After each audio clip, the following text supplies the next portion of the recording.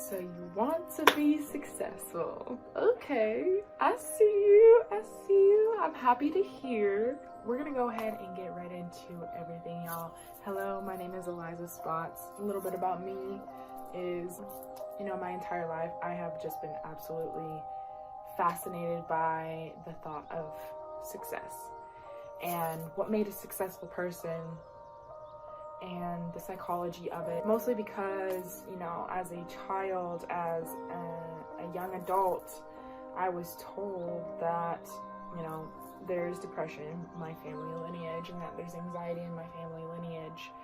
And there wasn't a whole lot of quote unquote successful people that I came from.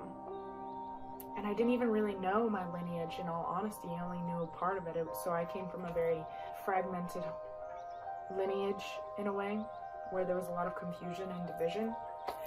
And so I went searching. For the truth. I would not accept the fact that I would forever be doomed to depression and anxiety or cancer or any of these diseases that was so common in my family lineage. I would not accept it. I thought that there has to be a natural way for this to be fixed. There was always some part of me inside of me that knew that there was something bigger and better, that there was a way to heal naturally, there was a way to heal, and there was a way to grow into whatever I wanted to grow into. There was a part of me that always believed in that and always searched for that and always sought after that. And so I went on this great big journey. Great big journey of figuring out the psychology, the mentality, the emotions, the physicality, the spirituality, the culture, the essence of what creates a successful human being, a successful, self-fulfilled human being. Because let's be honest, at the end of the day, success is defined in many ways. And so ultimately, success comes down to how you define success. But ultimately, for me, success is a person who is fulfilled, who has self-fulfillment, who is proud of their life, who appreciates their life, who has joy, and who is always working for something greater and better. That is my personal definition of success. Now, yours can be completely different.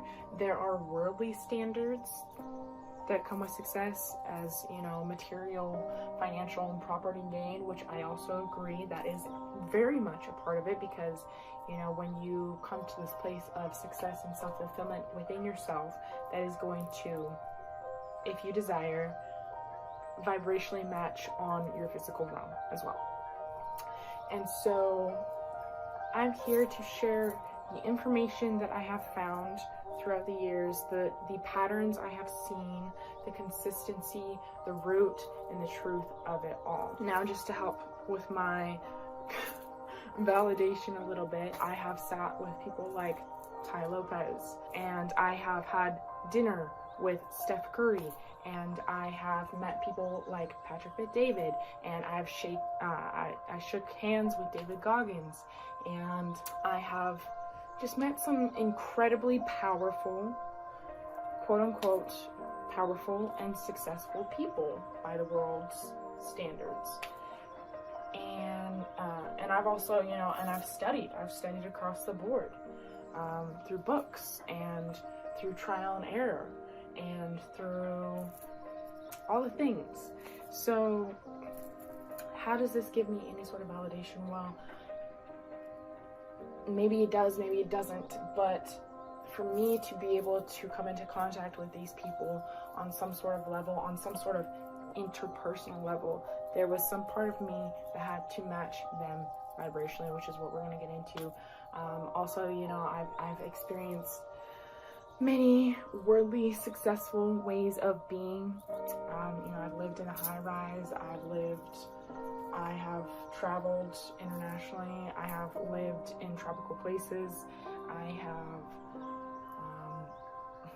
manifested nice designer things and clothings and articles, and I have manifested all these beautiful things.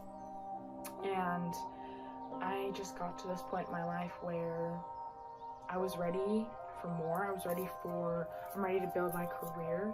Another part of my journey and what I came to realize is that everywhere that I went as far as career-wise, I was chasing the money. And money at the end of the day, yes, it's a tool. It definitely helps you in so many ways. It is the foundation. It is security. It is freedom. But it's not the end-all be-all. And so even if I was in these careers where I was making decent money, I worked in a lot of different vicinities where I have been able to make money and where I have been able to create a certain lifestyle for myself and a certain way of being, but I wasn't ultimately fulfilled. And I kept asking myself, okay, what is it? Why am I not fulfilled? Why do I keep coming to this dead end of chasing the money but not feeling like and chasing the money and creating my life but not ultimately feeling the best? And so I came to the conclusion of, well, I have found out this information of how to do the internal work as far as how to manifest on a physical level by transforming the internal. And I just want to take that with me. And I love people, and I want to see people happy. I want to see my world joyous. I want to see my world filled with joy and happiness and peace. That's really going to bring me the next level of fulfillment, is this next level of expansion, which is to take it world level. And for me to do that, for me to get to this next level of fulfillment, I have to share this information. Or I don't have to, but I want to share this information because of how much it has transformed me in my life and how much it has changed me and how much it has blessed me to know this information, and how much I've been able to do because of this information, and how much I've been able to experience and have because of this information. And so I want to share it with you, because ultimately at the end of the day, I want a world where there is as little pain as possible. As little pain as possible. Now, I know it doesn't sound completely realistic, but I'd like to get there. I would like to get there. I would like for us to all emotionally heal and understand ourselves and internally know ourselves, because when we know and when we are self-realized and self-actualized and autonomous, then as a whole construct we can fluidly move and be fluid and be joyous and move through the world with ease and with less pain. So that is why I'm here today, is to share this information that has absolutely transformed my life. And I hope that this helps you in any sort of way. I hope that this ignites something for you. And I hope by the end of this, you will take action to see the transaction. Take action to see the transaction and see the results, so that you can know inside for yourself. Let's go ahead and get into these universal laws so that you can get working on your dreams and do it the right way with a strong, solid foundation so that they don't come crumbling down, okay? So, law number 1, the law of divine oneness. Essentially, long story short, this law states that everything is interconnected. Everything is one. So let's say, for example, just a quick example, I'm in a family unit, and one person gets upset at the other, and this person is now, this person that got upset at now has a ripple effect towards everyone else that they go and interact with throughout their day, because now they have a slight edge if they choose not to deal with it and to transmute that energy, and they go and affect everyone else and give them a slight edge, and it just ripples. So we are interconnected as the world, as people, as humans, as beings, as animals, as the universe, everything. We are interconnected. Law number 2, the law of vibration. The law of vibration states that everything travels and vibrates. Our words, our thoughts have a physical, or our thoughts have vibration. Our thoughts, our words, our actions, everything has vibration. I don't know if y'all have ever seen like the video of someone playing the violin on a metal sheet of, or I guess it's just a metal sheet, and they put sand on the sheet. And when they play, or when they use the bow, I should say, the bow of a violin to play this instrument, you can then see the vibrational tone and the vibrational pattern that affects the sand, or that the sand gets patternized into because of the tone, because of the vibration of the tone. That was a really weird way to say it, but I'll try and find the clip and put it in here somewhere, or give you some sort of visualization for you to see it. Law number 3, the law of action. The law of action essentially says that if we want our thoughts and our dreams to manifest on a physical level, there needs to be some sort of physical exertion in order to begin that process. Law number 4, the law of correspondence, meaning that anything that happens on a physical plane has also happened on an ethereal or metaphysical plane as well, or vice versa. The law of correspondence, another way to say this would be as within so without, as above so below, karma, the golden law, etc., etc. Law number 5, the law of cause and effect. When you take an action, that is the cause. You are starting something. It is the cue. It is the ignition. It is the light. It is the fire. So the cause is like the snap of the finger. And the effect is what gets rippled back to you because of the cause. So let's say, for example, let's say I go and I pick some flowers and I go and take them to my mom. And when I give them to my mom, it puts a big smile on her face and it brightens up her mood, because I decided to take that little bit of time and energy, because I had a thought and I decided to go put that thought into action and bring that thought and action to the receiver. And the receiver, because it was a positive thought and action, a thoughtful thought and action. And so when she receives those flowers, more often than not, if she isn't already emotionally charged, that's usually going to put a smile on her face. So that's the law of cause and effect, is anything that you put out will come back to you. Okay, law number 6, the law of compensation. Essentially another way of saying the law of cause and effect, but the law of compensation is more so leaning towards blessing. So if we have a thought to first put out service, to be a good person, to do good deeds, we're then going to be met with those same intentions. Whatever we are a steward over and what we are a steward to, and if we take good care of, it will reward us as that law of compensation we will be taken care of. Law number 7. I love this law. This is the most well-known version of these laws. The law of attraction essentially says like attracts like. So, when you meet a friend and, y'all have some common interests or common disinterests, y'all can meet on a similar plane or level because both of you have something that is similar to the other. So you attract and magnetize each other, or you attract and magnetize certain experiences or things or people or ways of being or just anything based on your internal way of being. So where you are internally, you're going to see that in the physical realm. Law number 8, the law of perpetual transmutation of energy.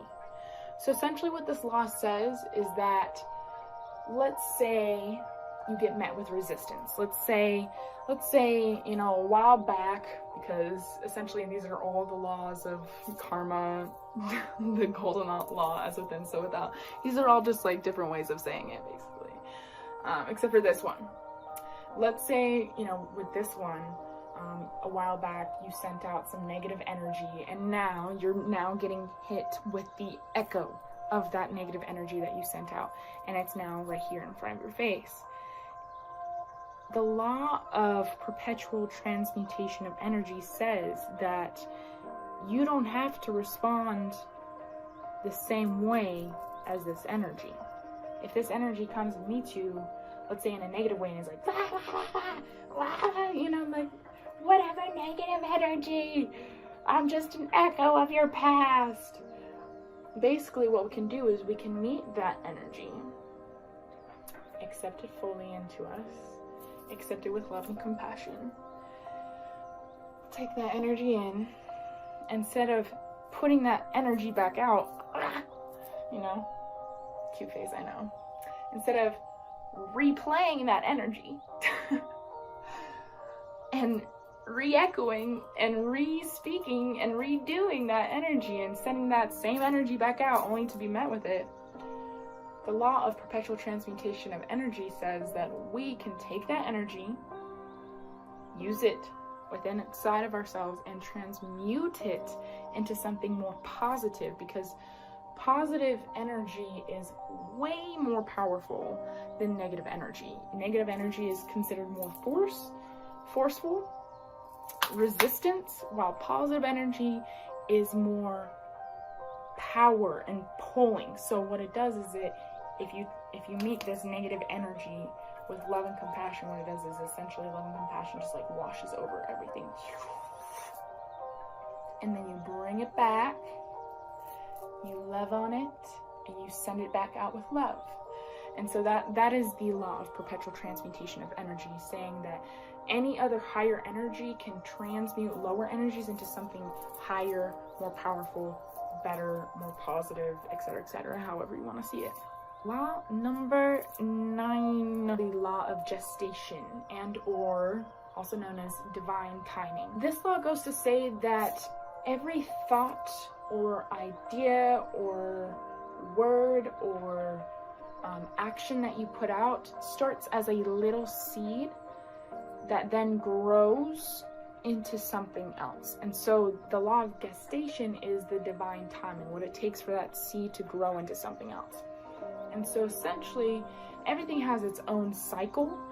We as human beings, at least on this level that I'm at and that maybe you're at, we don't have the all-knowingness of divine timing. Now, I'm sure that there's probably some way that we could tap into that, but the law of gestation essentially just says that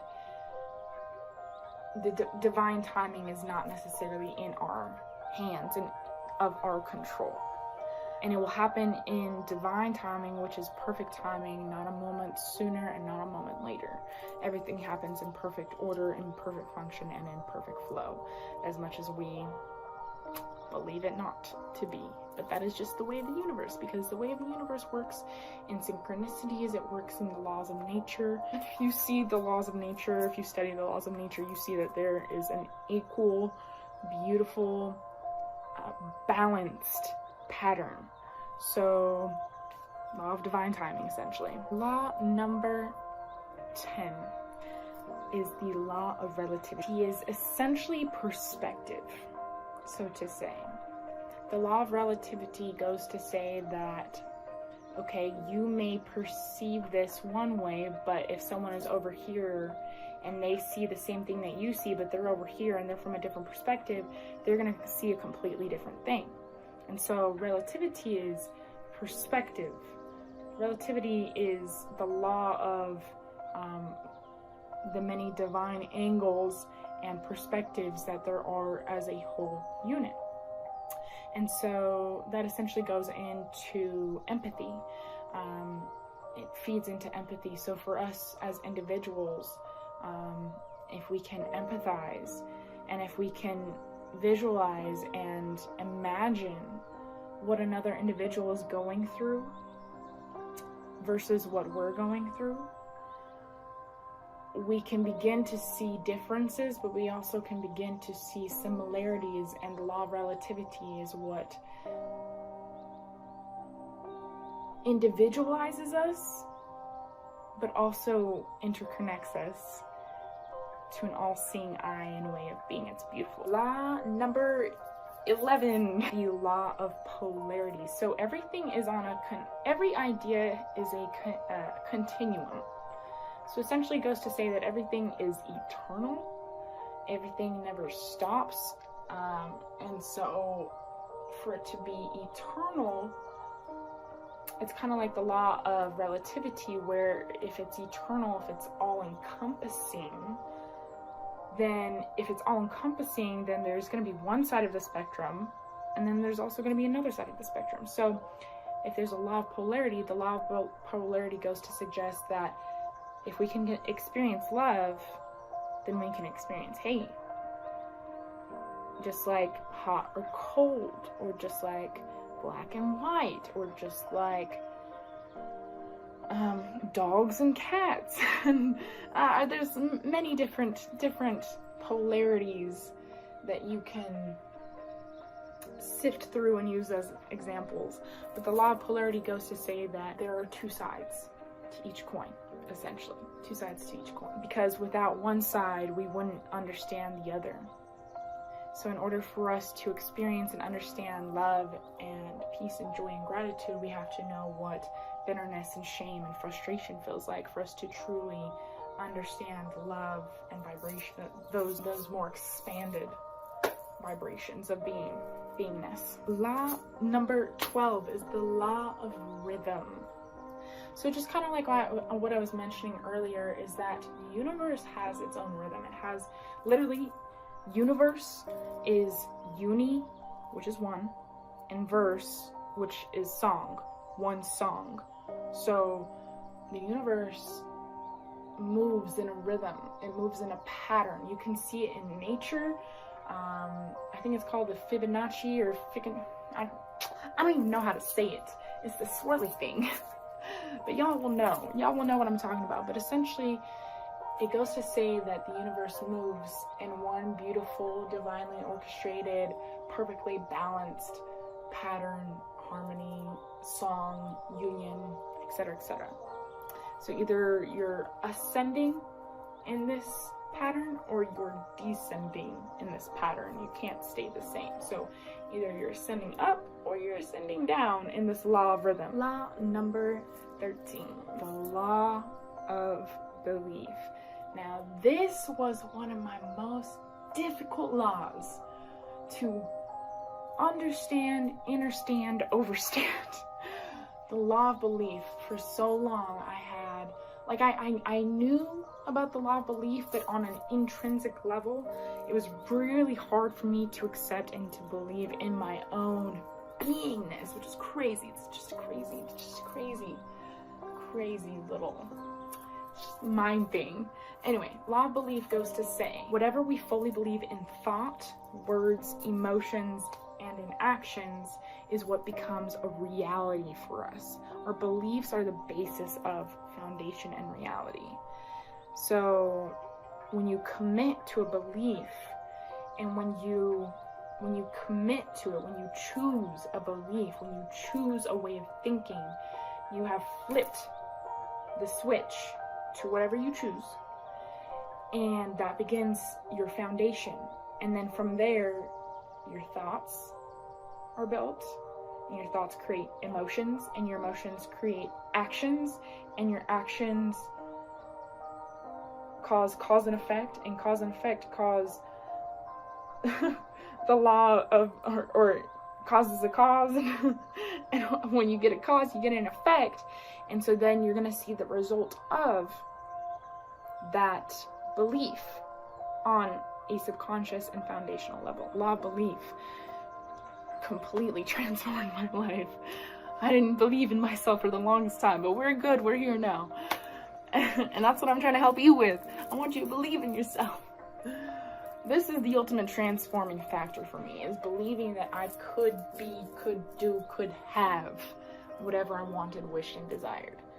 which is worthiness, which is another thing. We'll get into that in another conversation, but we need to understand these laws first. Law number 14 is the law of gender. So essentially, within everything, there is going to be a yin and yang energy, or there's going to be separating parts that complete each other as yin and yang energy, male and female energy. Now, that doesn't go to say, sexuality or whatever. We're not talking about sexuality. We're talking about gender, yin and yang. Yang is the masculine, yin is the feminine. So yang is more so of the push, the assertive energy, I should say, while yin is the feminine energy, which is more of the receptive energy. So there's assertivity and receptivity.